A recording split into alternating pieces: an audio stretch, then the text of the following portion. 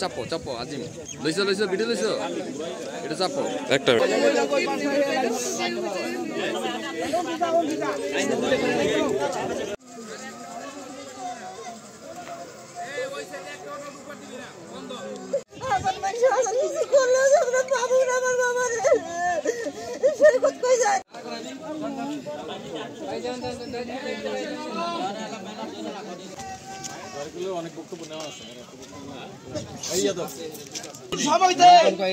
হত্যা করবো অনেক হুমকি দামকি এই দেশে দেয়। এখানে উপস্থিত হয়েছে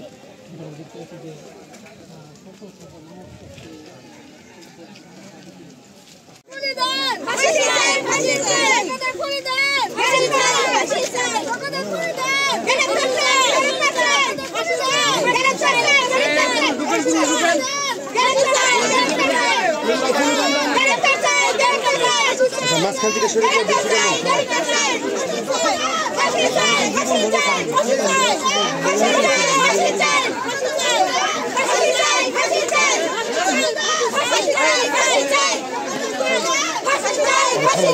ফাঁসি চাই, আর কিছু চাই না। আমাদের একটাই দাবি, পুরা খালপাড়ে সবার একটা দাবি, আমরা ওর ফাঁসি চাই। আর কোনো ভাই আমরা কিছু চাই না। আপনাদের কাছে সবার পায়ে ধরে একটাই অনুরোধ করি, আমার ভাইয়ের ফাঁসিটা যাতে এই যে যেরকম করে আমার বাইরে মারছে সেম এরকম কষ্ট করে যাতে ওরা একটু কষ্টটা একটু করতে পারে। আমার বাইরে 14টা দিন এরকম কষ্ট দিতে দিতে আমার ভাই 14 দিন পরে মারা গেল। আমরা আর কিছু চাই না ভাই, আপনাদের কাছে একটা অনুরোধ, আমার ভাইয়ের ওই কষ্টেরই আমরা ফাঁসি চাই, আর কিছু চাই না। আমাদের একটাই দাবি, একটাই অনুরোধ সবার কাছে যে আমরা ওর ফাঁসিটা চাই। ঠিক আছে, আপনাদের কাছে আমার একটি আবেদন কুনতি করছি, আমার ভাইয়ের হত্যার মামলা চাই, বিচার চাই। আপনাদের দেশবাসী পরে সরকারের কাছে আমরা বিচার চাই, ওদের ফাঁসি চাই, আমরা আর কিছু চাই না। হত্যার বদলে হত্যা চাই, আমার খুনিদের বিচার চাই, ফাঁসি চাই। আপনাদের কাছে সবার কাছে দেশবাসীর কাছে আমাদের অনুরোধ, আমরা ফাঁসি চাই, ওদের ফাঁসি চাই, আর কিচ্ছু চাই না, কিচ্ছু চাই না। আমার বাইরে কি করলো, আপনারা কাছে সবার কাছে আমাদের আবেদন এটাই, আমরা ফাঁসি চাই। ওরা যেন আমাদের এই সৈকত আমাদেরই ছোট ভাই, প্রবাসী ছিল, ও 2 মাসের ছুটিতে আসছে দেশে। 8 দিনের মাথায় পরিকল্পিতভাবে হত্যা করা হয়েছে। যারাই হত্যা করেছে তাদের আমরা দৃষ্টান্তমূলক শাস্তি চাই, আইনের আওতায় এনে তাদের সর্বোচ্চ শাস্তি দাবি করছি। আর তাদের যদি কেউ ইন্ধন দিয়ে থাকে তাদেরও আমরা শাস্তি দাবি করছি। আমরা গভীর শোকাহত, সৈকতকে আমরা হারিয়েছি। সৈকত সাধারণ মৃত্যু হয়নি, তাকে হত্যা করা হয়েছে। পরিকল্পিতভাবে যারা তাকে হত্যা করেছে তাদেরকে দৃষ্টান্তমূলক শাস্তি দাবি করছি। ধন্যবাদ। আমার সৈকতকে যেভাবে ওরা খুন করছে, আমি ওইভাবে খুন চাই, যাতে ওর জীবনের জন্য ওর যে 6-7টা মেসে মারছে, এই 6-7 জনের লাভ চাই। আমি আর কিচ্ছু চাই না, আমি আর ফাঁসি চাই। আমি এই 7টা ওই মহিলা শুনতে, খালি যে পুরুষ 6টা তা না, ওই মহিলা সহ আমি ফাঁসি চাই। আমি আর কিচ্ছু চাই না, আমার আর কিচ্ছু চাওয়ার নেই। আমার সৈকত যেমনি মারছে, যেমনি মাটির নিচে শুয়ে রাখছে, আমি এই 7 জন মানুষের মাটির নিচে দেখতে চাই। আমি আর কিচ্ছু চাই না। আমি দুনিয়াতে যেন আমি চোখের সামনে লাশ দেখে তারপরে আমি শান্তি পাবো, আমি আর কিচ্ছু চাই না। আমার নাতিনের আমি তো শান্তি দিতে পারবো। আমার নাতিনের মুখের দিকে চাই। ওই নাতিরা এই খুনের বদলে খুন চাই, এই খুনের বদলে খুন চাই, আর কিচ্ছু চাই না। দীর্ঘ 3.5 বছর পরে সৌদি আরব প্রবাসী জীবন থেকে 1 মাসের ছুটিতে পরিবারের সাথে আনন্দ করে বাচ্চাটার সাথে সময় দেওয়া। আর একটু সাউন্ডে বলেন। পিছনের ক্যামেরা তারা পাচ্ছে না। ও হাসি আনন্দ করে ঘোরাফেরা করে সময় কাটায়, ও এক মাসের ছুটি কাটায় থেকে বিদেশে চলে যাবে। এবং যাওয়ার পরে ওর অনেক স্বপ্ন ছিল, স্বপ্নগুলো ও বাস্তবায়ন করতে পারেন, আপনারা অবগত দেখতে পাচ্ছেন।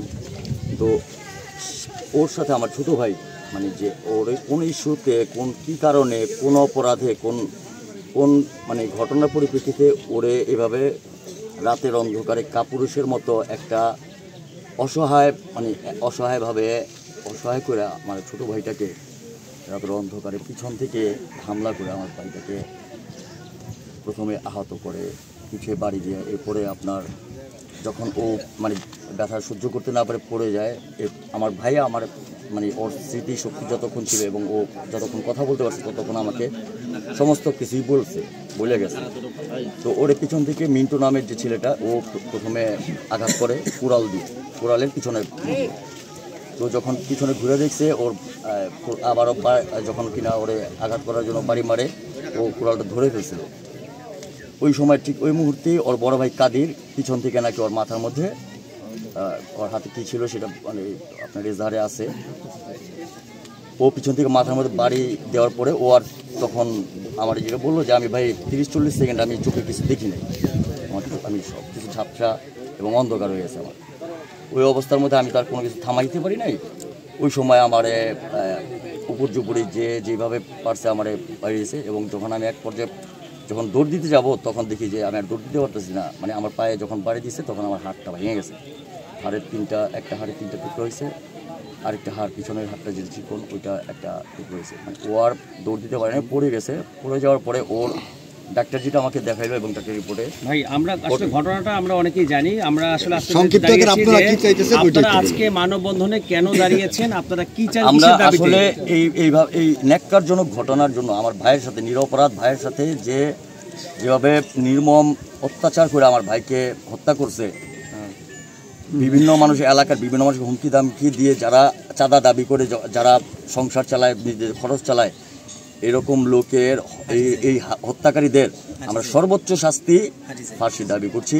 এবং আইনের আওতার আইনের এবং সহায়তায় এবং আইনের সাহায্যে আমরা আইনের প্রতি শ্রদ্ধাশীল। আইন আমার ভাইয়ের হত্যাকারীদের সঠিক বিচার করবে, সর্বোচ্চ শাস্তি মৃত্যুদণ্ড দিয়ে আমার ভাইয়ের আত্মার শান্তি দিবে, এটা আমি প্রত্যাশা করি। এর চেয়ে বেশি কিছু আমার বলার নাই, কারণ আমার ভাইটা কি বললো, মানে ও অনেক কষ্ট করে বড় হয়েছে। আমার বাবা মারা যায় যখন ওর বয়সী, তখন 2.5-3 বছরের মতো বয়স। ওই অবস্থা থেকে আমার ভাইটাকে আমি অনেক আদর যত্ন করে, আমি কখনো ওর গায়ে আমি একটা হাত তুলি নাই, ওরে তো কখনো তুমি ছাড়া তুই বলি নাই। সেই ভাইটাকে আমার এত মানে কষ্ট দিয়ে, ও আমার ভাইটা খুব হৃষ্টপুষ্ট এবং ও খুব শক্ত মনের মানুষ। এই মানুষটা নিজের জীবনের সাথে 14টা দিন লাইফ সাপোর্ট থেকে থাকার পরে ও জীবন যুদ্ধে পরাজিত হয়ে মৃত্যুবরণ করছে। আমার শুধু একটাই দাবি, ওদের সর্বোচ্চ শাস্তিটা আমি আইন প্রয়োগ করবে এবং আইনের মানে শাসন প্রতিষ্ঠা হবে এবং এই ধরনের ন্যাক্কারজনক ঘটনা যাতে পুনরাবৃত্তি আমাদের এই এলাকায় না ঘটে এবং এইটার একটা দৃষ্টান্তমূলক শাস্তির মাধ্যমে যাতে সবাই দৃষ্টান্ত হয়ে থাকে, এটাই আমি কামনা করি, এটাই প্রত্যাশা করি। আমার আর কোনো চাওয়া নেই। বাবু বাবু বাবু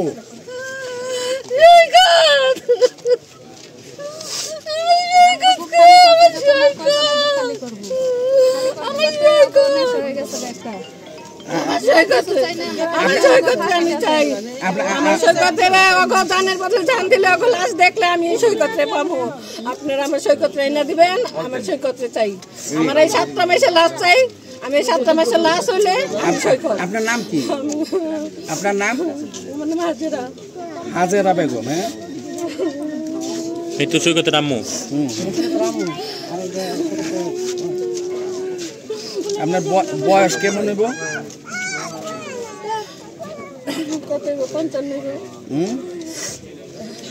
55। প্রাইভেট ক্লিনিকে ঢাকা পপুলার হাসপাতালে চিকিৎসাধীন অবস্থায় গত 27 তারিখে মারা যায়। তো এর আসামি গ্রেপ্তার হয়নি, গ্রেপ্তারের চেষ্টা অব্যাহত আছে। আমরা আসামিকে দ্রুত অল্প সময়ের মধ্যে গ্রেপ্তার করবো ইনশাল্লাহ।